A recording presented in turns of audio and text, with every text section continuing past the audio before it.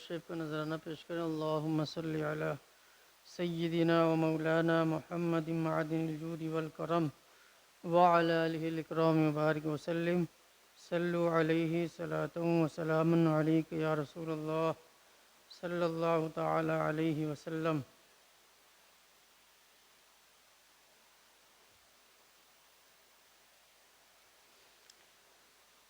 ہرا گنبد جو دیکھو گے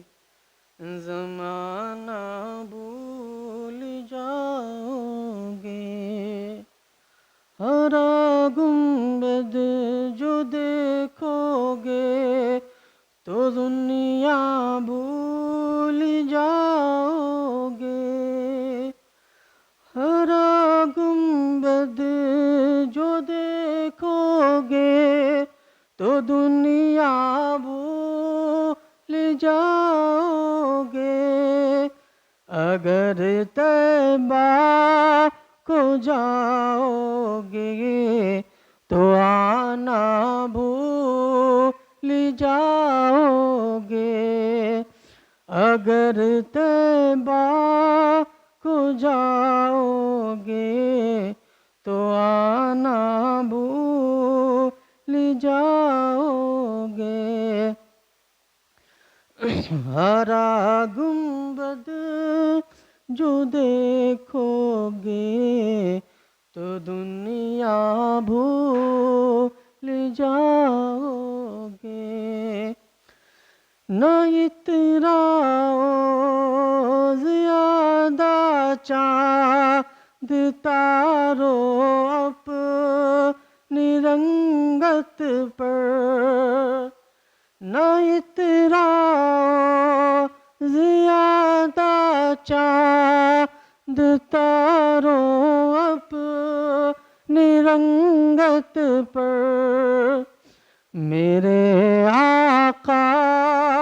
کو دیکھو گے چمکنا بھول جاؤ گے، میرے آقا کو دیکھو گے تو چمکنا بھول جاؤ گے، ہرا گنبد جو دیکھو گے زمانہ بھول جاؤ گے، اگر تم جان لو ایک حافظ قرآن کی عظمت کو،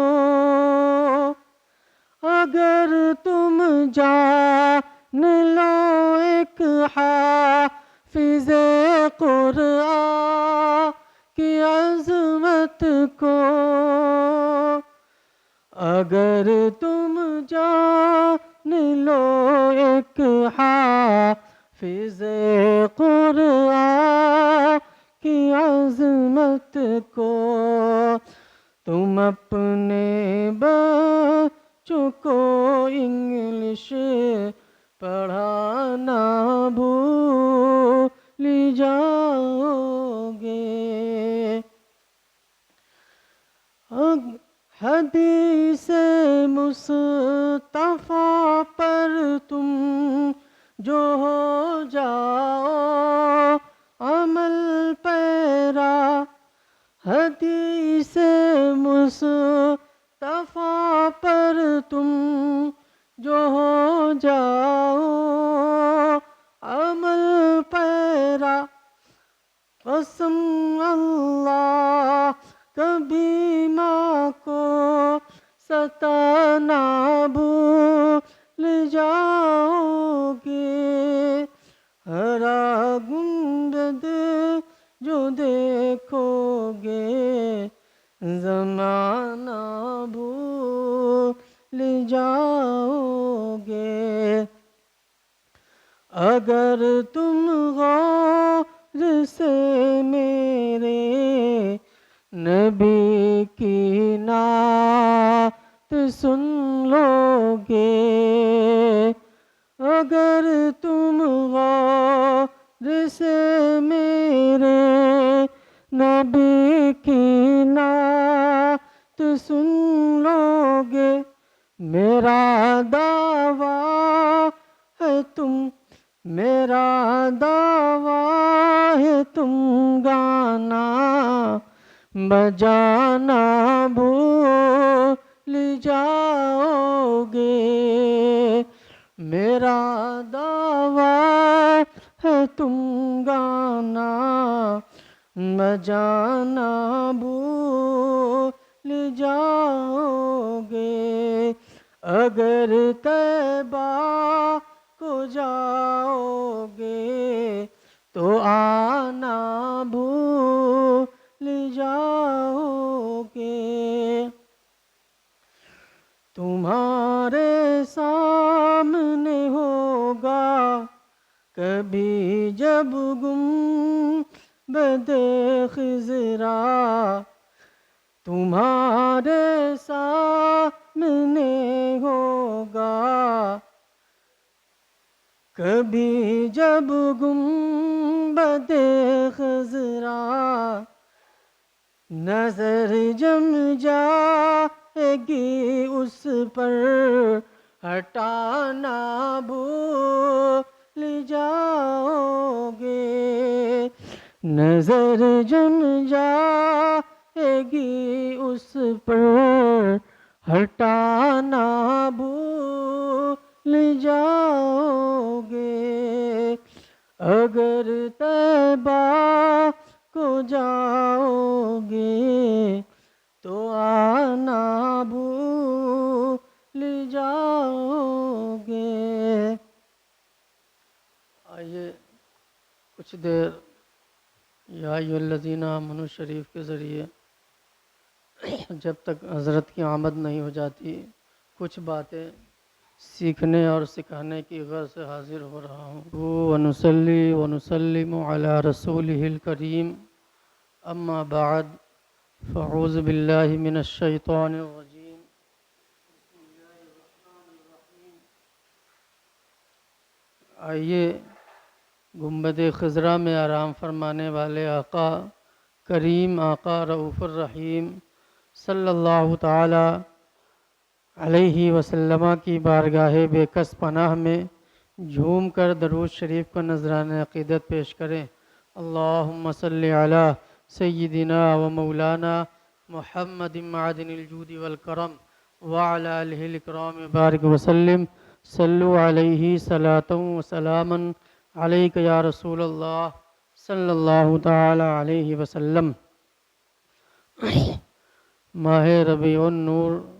کا یہ مہینہ چل رہا ہے اور یہ قرآن مقدس یا ایھا الذین آمنوا شریف کی جس آیت کریمہ کو درس چل رہا ہے، سورہ احزاب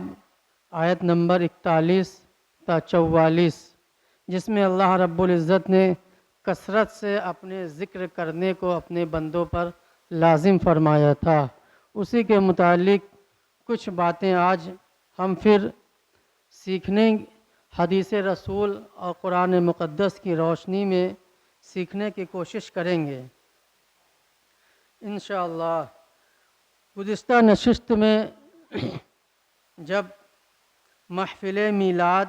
محافل ذکر کی شہادت، محافل عرس، محافل صوم و چہلم، محافل نعت وغیرہ جنت کی کیاریاں ہیں، ان کا اہتمام کرنے والے ان کیاریوں کے مالی ہیں، یعنی جس کے گھر میں محفل میلاد ہوتا ہے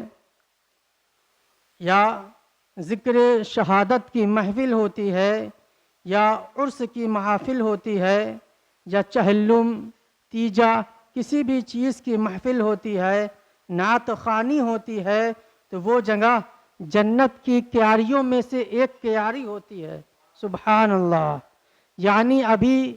جہاں آپ تشریف فرما ہے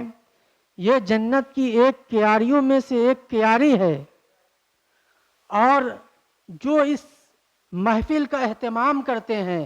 اس کو سجاتے ہیں، سنوارتے ہیں، وہ کون ہوتے ہیں؟ اس کے مالی ہوتے ہیں۔